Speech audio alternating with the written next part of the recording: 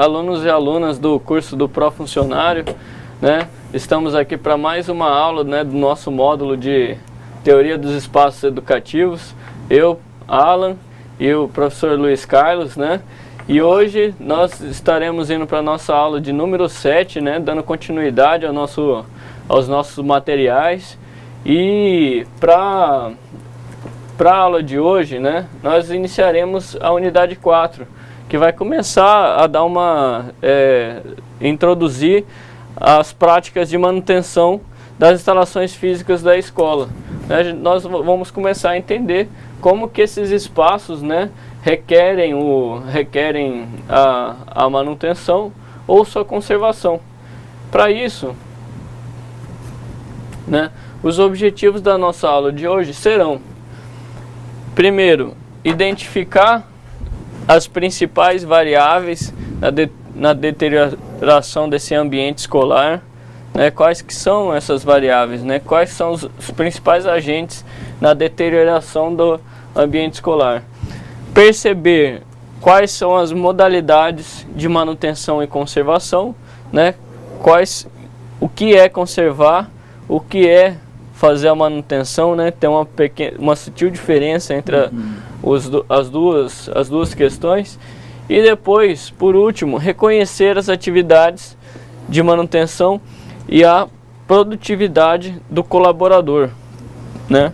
Como que esses profissionais de manutenção produzem, né, dentro da edificação escolar e como eles estão integrados ao ambiente.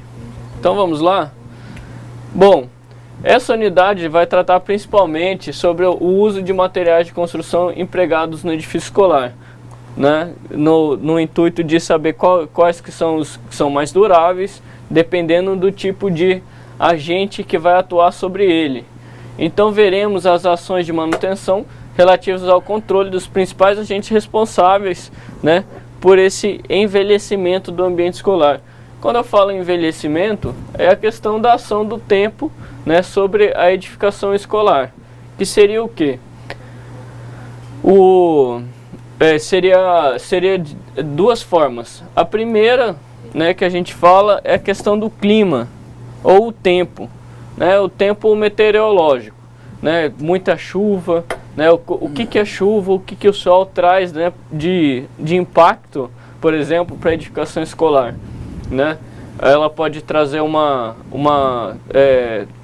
aparecer diversas patologias, né, de mancha, né, infiltração, esse tipo de coisa pode ocorrer em questão da chuva.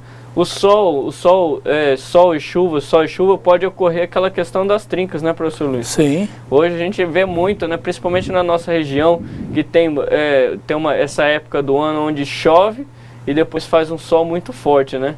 O material acaba que não resiste Aparecem umas trincas indesejáveis, né, professor? Exatamente, ainda para consertar aquilo lá é pior ainda, né? Pior, porque você vê que a temperatura leva os corpos a trabalhar de certa forma, né? Exatamente. Bom, então, além da questão do clima e do tempo, né, tem a questão também do uso, né, os usuários. Usuários são aqueles, não só os alunos, né, mas como os professores, né, administradores, todos aqueles que estão dentro do ambiente escolar são usuários. Então todos eles desgastam o edifício escolar. É mão na parede, né? É o que? É o próprio tráfego das pessoas no piso vai deixando ele cada vez mais opaco. Essa relação que o usuário tem com o ambiente também, a falta de cuidado, ou seja, tudo isso interrelaciona-se com o quê? Com a qualidade da edificação escolar, né? Acreditamos que uma escola bem pintada ou uma escola bem cuidada, né, é muito mais agradável para o aluno poder trabalhar. Bom, então, para a gente dar continuidade aqui, a gente precisa fazer uma inserção geográfica aqui do nosso território, né? Onde o Brasil está situado na parte equatorial, né? Sul está na América do Sul, onde o clima, né, tropical, que é chuvoso, né, mais característico pela chuva, né? Mas ele é o que?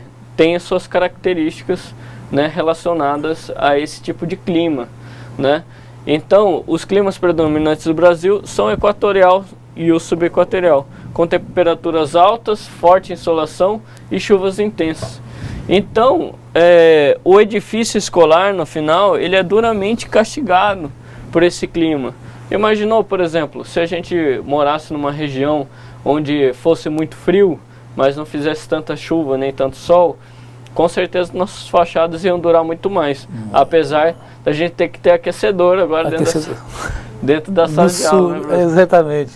Para superar essa questão da condição, tornar o ambiente agradável, né? O espaço agradável, né, professor? Exatamente. Vamos falar sobre o nosso espaço, né? Continuando, novamente falando sobre o nosso espaço, né? E vocês viram como a questão que está, né, apesar de estar tangente ao nosso uso, né, ela não tá diretamente relacionada ao espaço, mas ela pode interferir nele. Né? Exatamente, né, professor? Porque nós vimos que o espaço não é somente aquele físico, né? Não é só o espaço físico que nós estamos ocupando, e sim o contexto onde nós estamos inseridos. Seria basicamente assim, não seria isso? Exatamente, e o clima está diretamente envolvido nisso, né? Na condição nossa de estar num lugar, numa situação, né? Exatamente. Até as nossas discussões sobre a questão, a gente está dentro de uma sala de aula onde a gente observa a passagem do tempo. Sim. Né?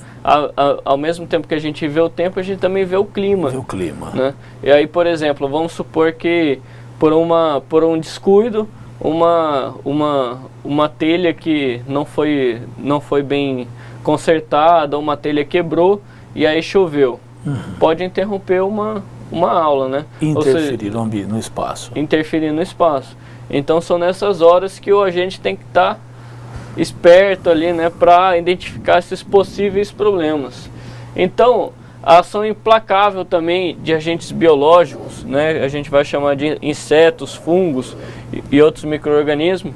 Na nossa região a gente conhece muito a questão do mofo, né? O mofo, ele ataca muito a questão dos materiais orgânicos. A gente vê que ele aparece, né? Acredito que a gente vai fazer um exercício nesse âmbito aí, para vocês contribuírem com os dados aí das unidades de vocês. Mas o mofo, ele está bem presente aí justamente por ser uma área muito úmida. Então, madeira, tecidos e palhas, reduzindo-os a pó, além de incomodar e afetar a saúde dos ocupantes do edifício. Sabemos que pessoas que têm rinite alérgica, por exemplo, que é digamos assim, é um tipo de alergia comum, né? Digamos assim, isso não é científico, tá, pessoal? Mas assim, vamos supor que 1 em cada 10 pessoas tem rinite alérgica. Sim. Ou algum tipo de alergia à poeira ou mofo, né? Então uma pessoa dessa pode sair prejudicada por causa desse tipo de agente. Alguns se manifestam, outros não, né, professor? Um em maior intensidade, outro em menos. Mas de repente a pessoa não avalia que essa vamos dizer assim, a causa está no ambiente, não se cuidou do ambiente, então a pessoa, ou seja, tem imunidade baixa, vamos dizer assim, não resiste a essas ações, né? Exatamente. E pessoas que às vezes estão com alguma imunidade baixa, por alguma doença, alguma coisa, acabam por sofrer dentro desses ambientes, né? Que não estão bem cuidados, né? Através desses agentes biológicos. Professor, você vê que nós, técnicos de infraestrutura escolar, vamos dizer assim, nós já nos consideramos como os tais, nós aqui, vocês aí, somos bens de utilidade pública, né? Você vê que até onde nós estamos indo, até na questão da saúde dos ocupantes do espaço. Exatamente. E não só isso, né? A questão dos insetos e até animais, né? Eles podem ser prevenidos apenas sempre aparar grama, esse tipo de coisa, né?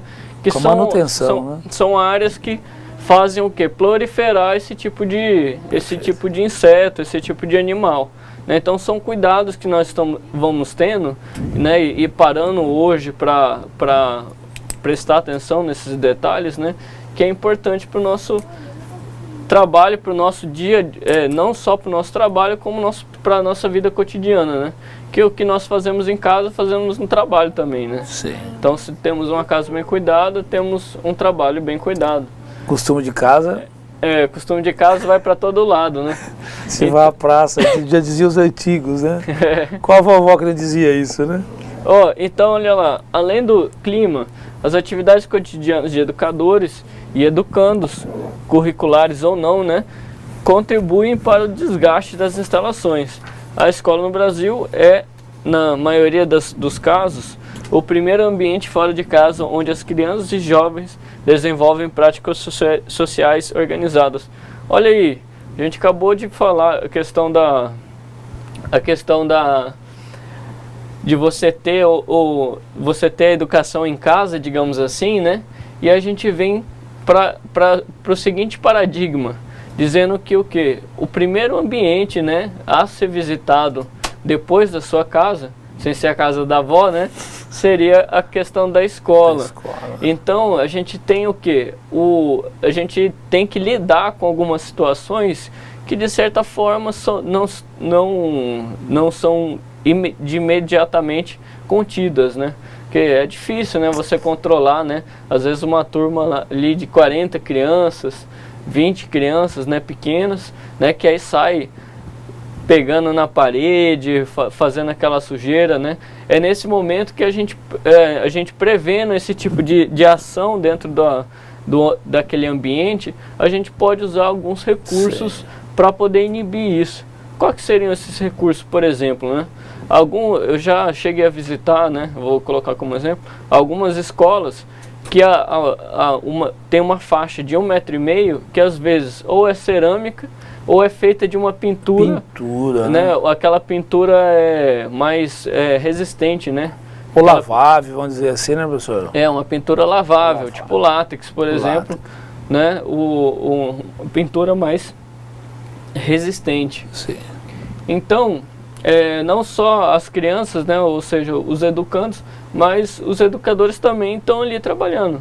E eles são também outros agentes responsáveis, né, por essa conservação, digamos assim. E o interessante é que quando nós verificamos o desenvolver até aqui, o agente, que no caso esse que atua diretamente como técnico, ou que está para cuidar, ou professor, ele, uma vez entendendo a proposta do edifício, ele vai cuidar daquele ambiente para que ele não se deteriore.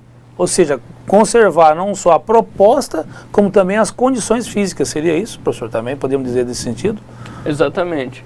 Né, a questão da manutenção, não, digamos assim, não da manutenção, mas da conservação do ambiente escolar, ele é uma obrigação de todos, né, é um dever, né, não colocar obrigação, porque obrigação é uma palavra feia, né, parece que tem um chicote ali atrás dela, né, mas é um dever de todos, né, todos devem, né, cuidar do ambiente escolar. É até nobre essa posição do professor Alan, né? Ou seja, é um dever.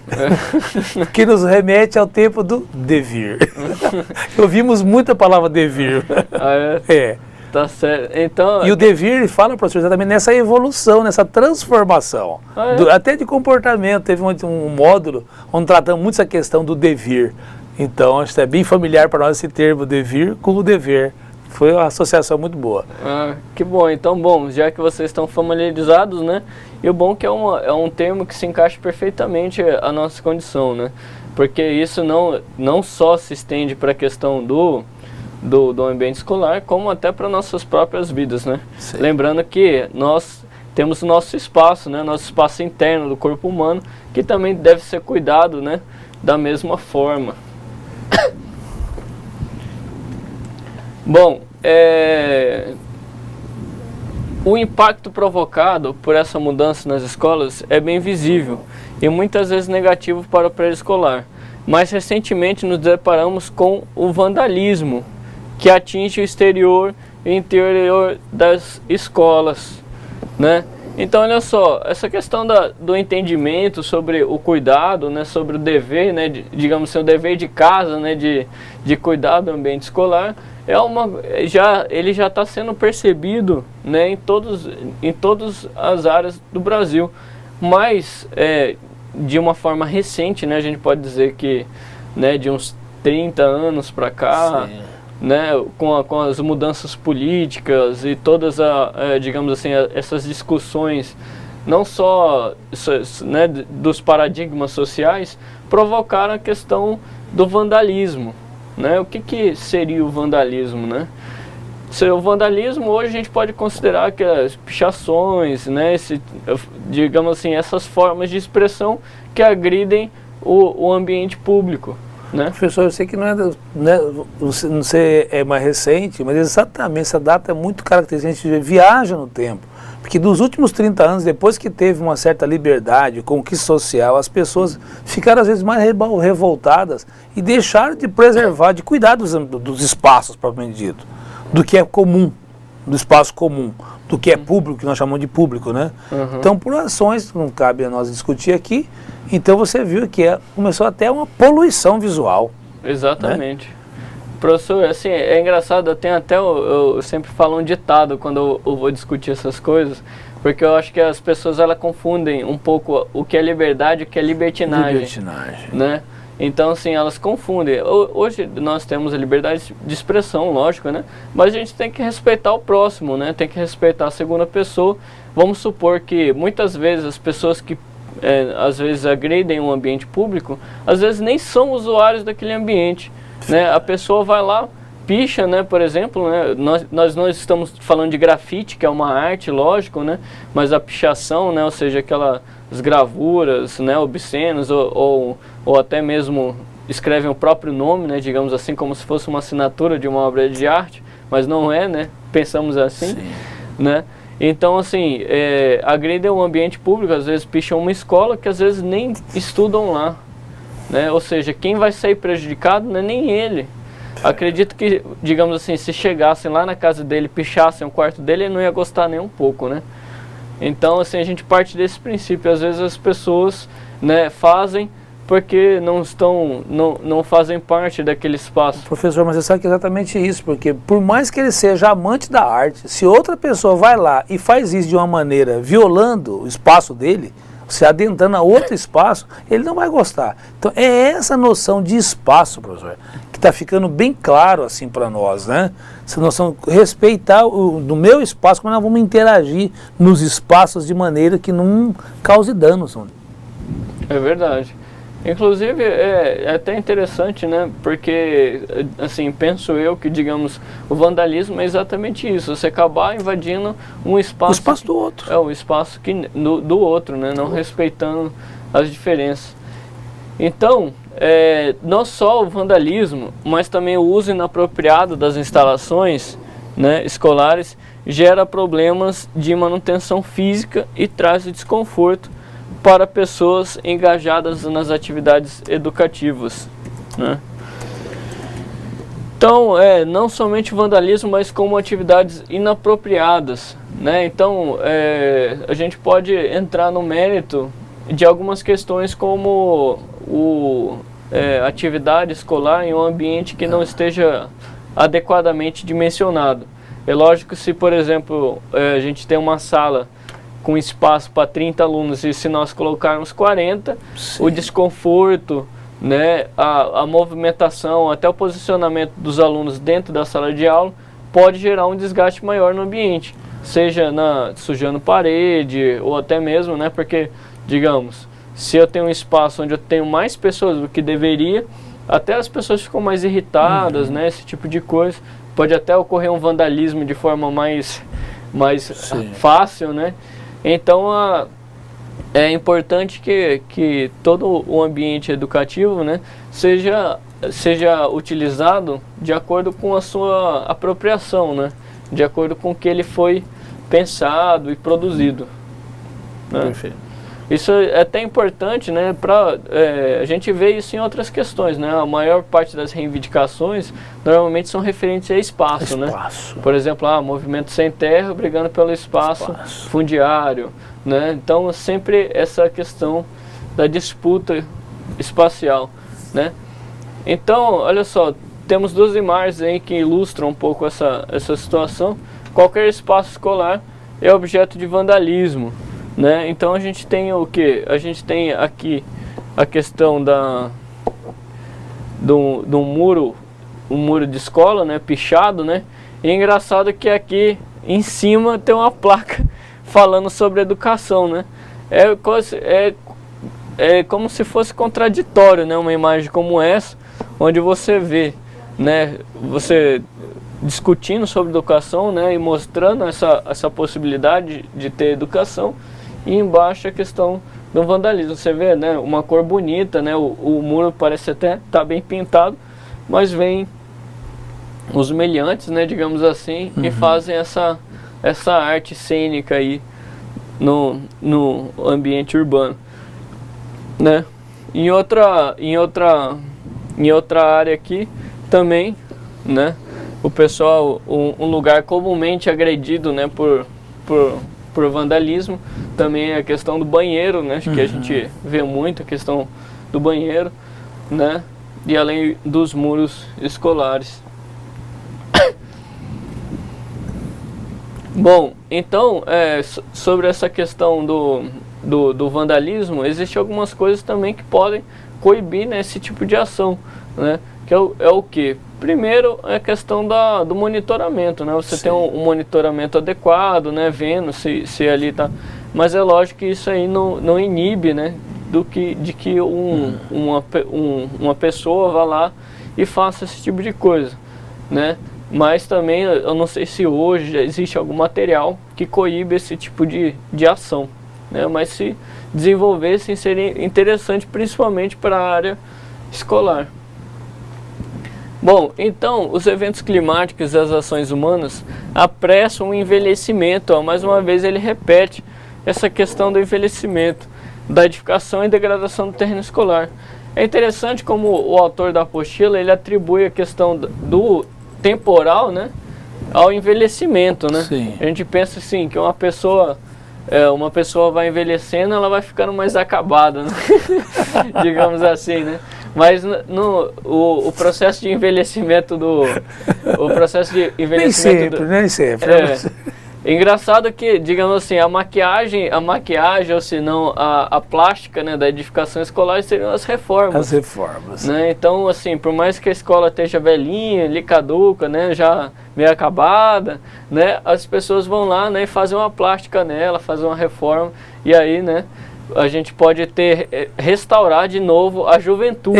Essa palavra é tremenda. O dia que nós fomos entender o que é restaurar, né, professor? Exatamente. Então tem critério para fazer isso, não é de qualquer jeito, não violentar. Às vezes você pode violar até o que estava, né, a condição anterior, né? Exatamente. A essência. Essa questão de restauração e reforma também são assim, termos diferentemente aplicados na área da construção, né? Então, por exemplo, reforma é quando você faz uma reforma, mas você não se preocupa com a identidade antiga do edifício, né? Quando você faz uma restauração, não, você preserva isso. Então, normalmente, existem críticos na área de restauração que entendem que você só restaura se você usar os mesmos materiais que foram aplicados naquela época, né? Outros já dizem que você só tem que manter aquela figura, né? Aquela figura externa, né? Então isso aí já, digamos assim, já entraria em uma outra discussão. Então, para reverter essa situação, o Estado brasileiro criou uma grande variedade de ocupações e tarefas a serem executadas pelos funcionários, né? Que aí vão entrar a questão dos agentes, né? Então, nesse caderno, vamos tratar apenas das ocupações que se relacionam com os serviços de conservação e manutenção física do prédio e do terreno escolar. Muitos desses serviços são agrupados num setor chamado zeladoria, né? Então, não só na questão da zeladoria, né, mas temos muitos outros ambientes na edificação escolar ou agentes escolares que estão diretamente correlacionados com a manutenção do edifício, certo? E lembrando que a questão da conservação é um dever de todos, né? Então já os trabalhos de maior vulto de manutenção escolar, a exemplo do serviço de marcenaria, que é a recuperação de portas imobiliários e de pintura em geral, e serralheria, recuperação de cercas, grades e esquadrias metálicas, são normalmente executados por terceiros, ou ainda por servidores lotados em unidades centrais de manutenção das redes do município dos estados. É interessante falar sobre isso porque é um processo que o sistema educacional está passando no dia de hoje. É lógico que anteriormente nós tínhamos uma antiga realidade quanto a essa questão da manutenção. Hoje a gente já vê que a maior parte desses serviços ou são licitados, né, ou são licitados, são terceirizados obrigatoriamente, né? Mas às vezes não carece de uma licitação, né, e acaba passando por uma terceirização. Então, para que a gente possa entender melhor esse universo, né, da questão da manutenção e conservação da educação escolar, vamos entender o que significa cada uma dessas palavras, né? Então, para que possamos entender melhor esse universo do serviço, da manutenção e instalações, né, a questão da manutenção abrange, por exemplo, o serviço de pequenos reparos prediais, como ajardinamento e vigilância, né? Toda ação que carece, né, a ação braçal, né, digamos assim, ou a intervenção de uma pessoa, é uma manutenção. Então, por exemplo, uma troca de lâmpada, uma troca de fiação, um ajardinamento, né? É lógico que, digamos assim, pode existir acaba que às vezes surge uma confusão entre determinado serviço e outro. Aquele coloca como ajardinamento é um tipo de manutenção. Mas conserva também, né, digamos assim. Professor, até a vigilância chama atenção, porque até a vigilância você vê que não é só como uma segurança, mas você vê que um papel que se estende a ele, o papel de vigilância, é como um cuidado também, né? Exatamente. A gente pode ver o quê? Que a prática desse agente acaba abrangendo outras áreas, né? Outras áreas. Então, olha só, a conservação lida com a arrumação dos ambientes, limpeza predial, como varrer, lavar pisos, remover poeira das mesas, das carteiras, né? Limpar manchas de parede, tirar teias de aranha, né? E por aí vai. Né? A conservação nada mais é do que a limpeza, aquela limpeza diária, né? Então, assim, quando você não limpa o ambiente, não higieniza o ambiente, dá aquele aspecto de abandonado, né? Quando você chega na escola, aí você vai lá e passa o dedo assim em cima da mesa, vem aquela crosta de poeira, você fala, nossa, será que o pessoal está lembrando da gente, né? Então, a manutenção da escola são as práticas mais braçais, né? Que nem a gente estava conversando aí. Nesse caso aqui, tem até um exemplo da questão da pintura. Né? A pintura, ela tem que sofrer a manutenção, né? Então, de anos em anos, você faz a manutenção, que é o recobrimento da pintura, né? A remoção das partes que estão comprometidas, agredidas, né? de massa, assim, né? Esse tipo de coisa, para dar andamento. E a questão da conservação nada mais é do que manter o ambiente limpo, né? Limpo e bem asseado, né? Digamos assim, né? Então, tem até uma imagem aí de uma sala de aula, onde a gente pode ver que o que, né? Aparentemente, né, tá bem limpa, né? Tá bem ordenada. Ela chega a ser atrativa, né? Eu queria estar assistindo uma aula aí também. Num ambiente assim. Num ambiente assim. Certo? Então, não somente pelo trabalho direto que os funcionários contribuem para o processo educativo escolar, assegurando a professores e alunos condições ambientais de trabalho, né? Os saberes específicos presentes nesses afazeres são muito importantes para o processo educativo. Infelizmente, muitos professores não percebem isso.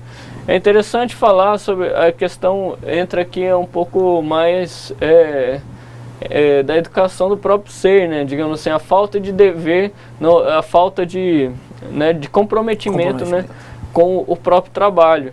Né? Então, lembrando que além de entender que os agentes, né, de manutenção, né, os zeladores e tudo mais, eles são, digamos assim, a atividade fim deles é esse, né? Nada custa, né, para que os outros agentes, né, como até mesmo os professores, façam essa conservação também. Tem esse dever de se preocupar, né, com essa limpeza, né? Então esse tema do fazer concreto chamou a atenção desse educador aqui, ó, mais uma vez, né, os educadores entrando em ação, que passou a estudar a utilidade e a experiência do aprender fazendo para a educação, né?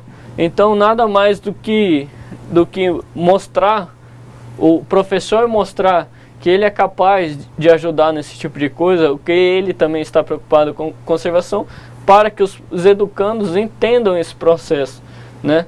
E Anísio Teixeira foi o principal divulgador, né? Esse aqui já é um educador, né, brasileiro.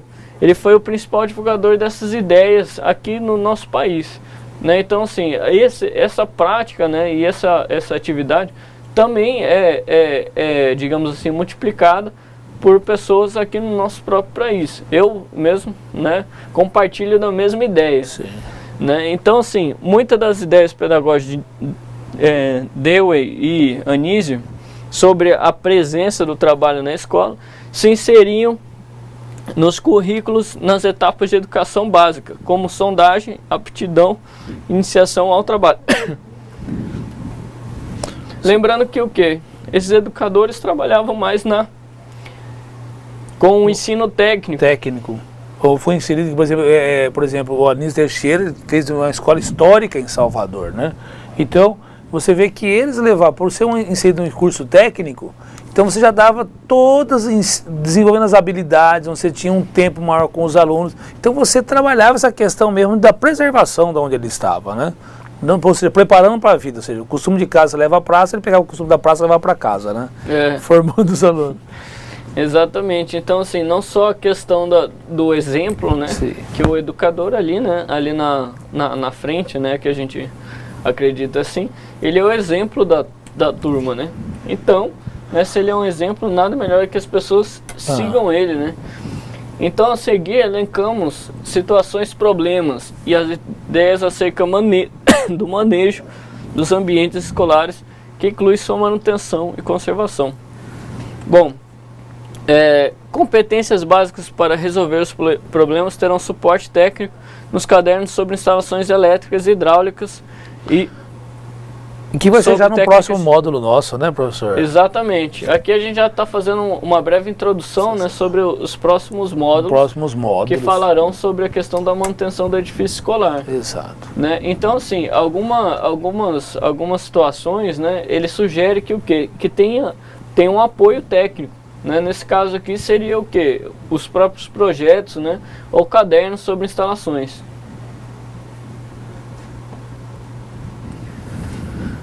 Bom, pela vida fora, somos obrigados a executar nós mesmos, né? Parte da conservação e da manutenção de nossas próprias casas e ambientes de trabalho. Pois, em muitas dessas ocasiões, não dispomos, por exemplo, da presença milagrosa, né? Presença milagrosa dos zeladores, né? Zeladoras, que na escola garantem com o seu trabalho a realização sem atropelo das atividades escolares e educativas, né? Lembrando que, né, a gente até falou sobre isso, né, digamos assim, os bastidores da atividade educativa, né, que são esses profissionais, são, né, os profissionais de administração, são os profissionais, né, de limpeza, são os profissionais de manutenção, que eles estão ali para fazer toda aquela peça, né, todo aquele ensejo acontecer, né, acontecer sem problemas, né, acontecer sem interrupções, né, que é problemático. Por exemplo, imagina se acabasse a energia agora, né, eu ia já começar, vocês já iam parar aqui e já começar nas atividades, né. Vocês viram como assim, digamos assim, essas intempéries podem interferir, né, na prática educativa, e vocês são aí, né, nossos milagres, né, para que isso não venha acontecer. Então vejamos a seguir de que forma e como nos banais perturbam as atividades escolares e como eles têm relação direta com o trabalho desses funcionários.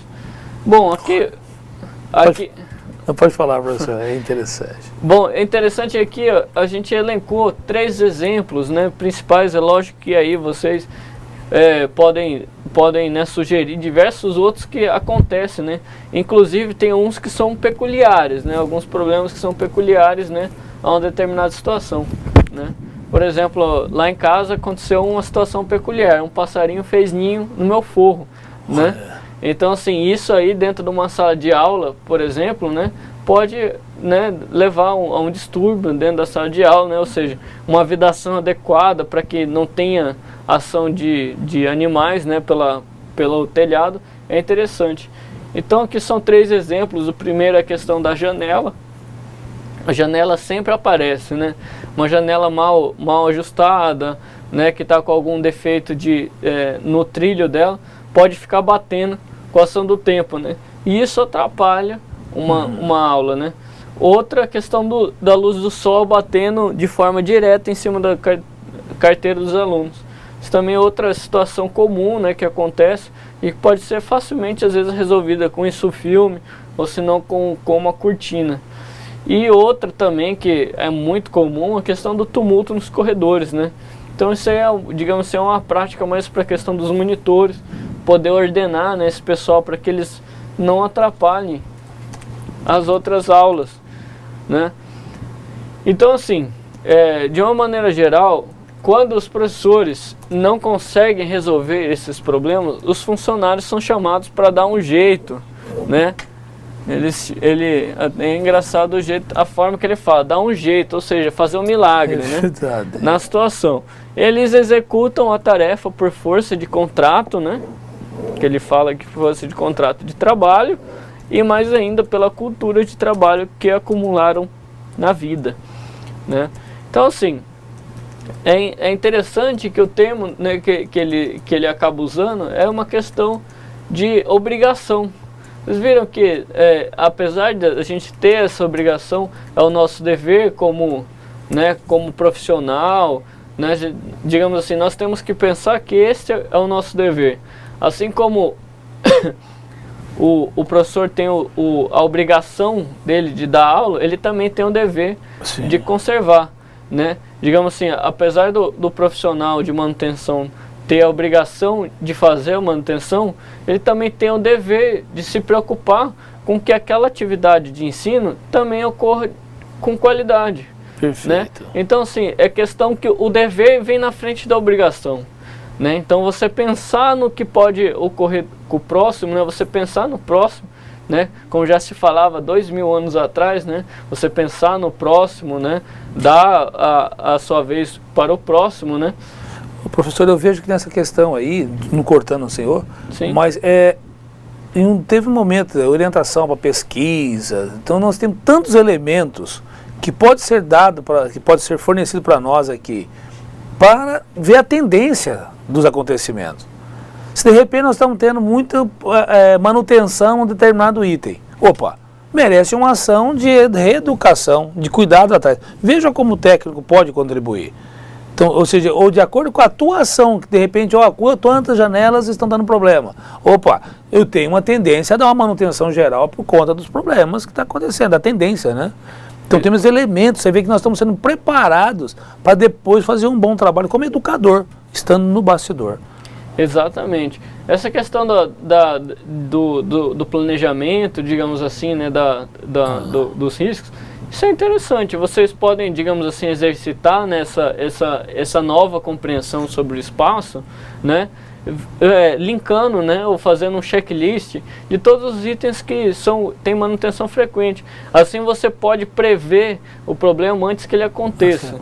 Né? É bem melhor, por exemplo, que você faça, digamos assim, conserve o ar-condicionado fazendo as manutenções periódicas, do que ele acabe queimando, né, ficando sem poder usá-lo, né? Então, assim, os funcionários de infraestrutura, não somente zeladores, que nem sempre existem na rede de ensino, são aqueles que, no cotidiano da escola, se defrontam com esses problemas, né? Então, mais uma vez, o agente de manutenção à frente do problema, né? Digamos assim, ele que é o principal responsável ali por estar na linha, no front line, né? na linha de frente, né? Então são os primeiros chamados, né, pelos alunos ou pelos professores e gestores, que os consideram os mais aptos para solucionarem esses problemas, muitas vezes pela observação do serviço de limpeza que eles realizam, né? Então, assim, de uma maneira geral, os educadores, né, até mesmo os alunos, né, acabam por chamar esse pessoal, né, por menor que seja o problema, justamente digamos assim, pelo conhecimento deles, né? E eu acho que isso também deve ser preservado, porque muitas vezes, né, acaba que por desconhecimento a gente acaba tendo um acidente, né, dentro de uma sala de aula. Vamos supor, às vezes tem um fio desencapado dentro da sala de aula, até mesmo o professor às vezes não pode ter conhecimento sobre o risco que aquilo ali tem, né? Não só os alunos, mas até mesmo o professor, né? Digamos assim, um professor que não é da área técnica, né? O professor Luiz aqui, por exemplo, é um engenheiro eletricista, né? Eu sou arquiteto. Então vamos supor, por exemplo, se eu vejo uma fissura estrutural, eu consigo entender aquele risco. Mas se eu vejo, por exemplo, um curto-circuito...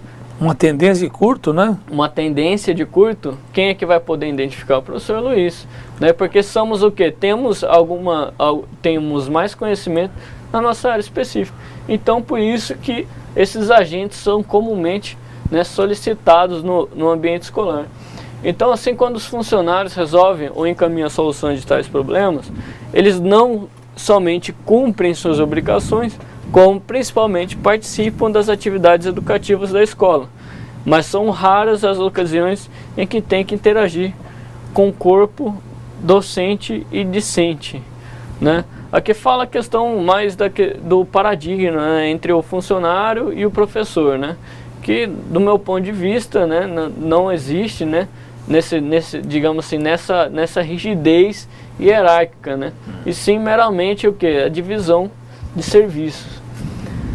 Se lhe fosse dada essa oportunidade, certamente haveria o envolvimento da coletividade escolar na identificação das causas da busca das soluções que, em geral, são consequência da ação humana.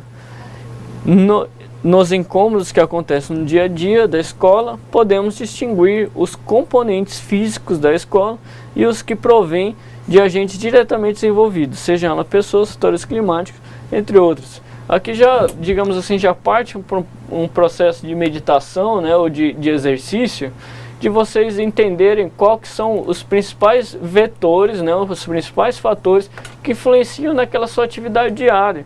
Por exemplo, todo dia eu estou chegando lá, tem muita sujeira dentro da sala de aula. Cabe, digamos assim, você, fazer uma reclamação ou até mesmo conversar com o professor para evitar que os alunos levem alimento para dentro da sala de aula. Entendeu? É o que? É um processo de integração entre os profissionais, né, saudável, né? Você, digamos assim, não está impondo, mas está propondo, né, que o professor tenha um pouco mais de atenção para o dever dele, né, como de conservação, né? Então, quanto aos componentes físicos da escola, entre os mais comuns temos as janelas, portas, torneiras, as descargas, né, e assim por diante. E quanto aos agentes, podemos agrupá-los em dois tipos principais: os naturais e os derivados das atividades humanas, né, fixados por usos e costumes que nem sempre são compatíveis, né? Então temos dois componentes, né? Então, temos os componentes e temos os agentes, que podem ser de dois tipos, né? Se nos limitarmos às causas imediatas dessas perturbações do ambiente escolar, não teremos condições de enxergar os problemas no seu todo, que incluem a falta de planejamento administrativo e educacional, né? Então, sim, a maior parte dos problemas escolares, dos problemas da atividade de ensino correlacionados à edificação, podem ser originados por falta de planejamento, né? Ou seja, falta de preocupação, né, com esses ambientes, né? Então, assim, agora nós vamos para a atividade, né? Nós vamos fazer um pequeno encerramento, né, sobre o assunto, para o quê? Evidenciar um pouco mais essa questão dos nossos deveres, né, professor Luiz? Sim. E em um momento, em uma lâmina, vamos dizer assim, numa tela, foi apresentado que nem sempre esse trabalho ele é reconhecido, ele é visto por outros professores, que nós, técnicos de infraestrutura escolar, somos agência nesse processo. Então, é uma conquista. Eu poderia dizer, professor, que é uma conquista quando nós tivermos dados, nós tivermos elementos, e é isso que nós estamos procurando fazer através do treinamento todo, dando informação, capacitando cada um, para que tenha argumentos, assim, aponta até a maneira de como se posicionar, para que esse espaço, nós vamos conquistar esse espaço, né, professor? É o espaço do reconhecimento, eu diria assim. Então é essa parte inicial, que é de chamar a atenção, de esclarecer, mostrar um pouco esse lado, eu não dizer assim, não digo filosófico, mas ideológico, né, professor, da proposta. Aí sim você levar a conquistar esse espaço seu, como técnico de infraestrutura escolar. Exatamente, é importante para a gente quebrar alguns paradigmas, né, referentes a isso. Por exemplo, é muito simples, digamos assim, o seu chefe imediato chegar para você e criticar o seu trabalho porque determinados ambientes estão sujos, né? Então, assim, como que você vai responder para ele dizendo que, por exemplo, tá sujo porque o pessoal faz tanta bagunça que eu não consigo dar conta de limpar todas as salas, né, nesse tempo que eu tenho, né, nesse período hábil, né, que eu tenho para poder fazer a limpeza. A partir do momento que você começa a linkar esses agentes, né? Ah, não, tá acontecendo isso. Ah, não, tá entrando sujeira aqui na escola porque não tem janela. Pode acontecer, né? Tá, digamos assim, tá tendo muita sujeira nas salas de aulas porque os professores estão permitindo que os alunos entrem com alimento, tal, esse tipo de coisa. E isso aí, né, leva um pouco mais de tempo para limpar, né? Antes, se você tinha 5 minutos para entrar dentro de uma sala de aula e tirar a poeira, é uma coisa. Mas imagina você entra lá, tem refrigerante que caiu no chão, tem comida que caiu no chão. Professor, você vê que é educativo, que já vi algumas frases assim, naquelas de impacto, algumas placas de impacto, que falam assim, que o ambiente mais limpo não é o que mais se limpa, e sim o que menos se suja. Exatamente. Eu gostei dessa frase um dia. É uma frase de impacto, eu acho que nós podíamos usar isso como jargão. Ao autor que nos permite copiar, porque eu achei muito interessante essa frase. Eu gostei dessa frase, me faz lembrar de outra que também, que o verdadeiro rico não é aquele que tem muito, mas é aquele que precisa de pouco. Que precisa de pouco, verdade. Né? Então, bom, Bom, referente à questão dos agentes, você gostaria de incluir mais alguma coisa, professor Luiz? Não, só essas intempéries que afetam, né? Mas a gente queria só que eles, professor, queria incluir só para que tem algumas atividades que são elencadas no módulo, no livro, que os pratiques. E esses pratiques para se registrar nos memoriais. Então, pediria a vocês, acompanhe também o módulo. Aqui nós vamos dar uma explanação, mas acompanhe os módulos com as atividades e registrem. Tem algumas pesquisas, algumas entrevistas ele feitas. E levantar a tua característica da tua escola. Perfeitamente. Então, pessoal, com essa última fala do nosso professor Luiz, vamos nos despedindo, né? E nos vemos logo nas atividades. Até mais. Até.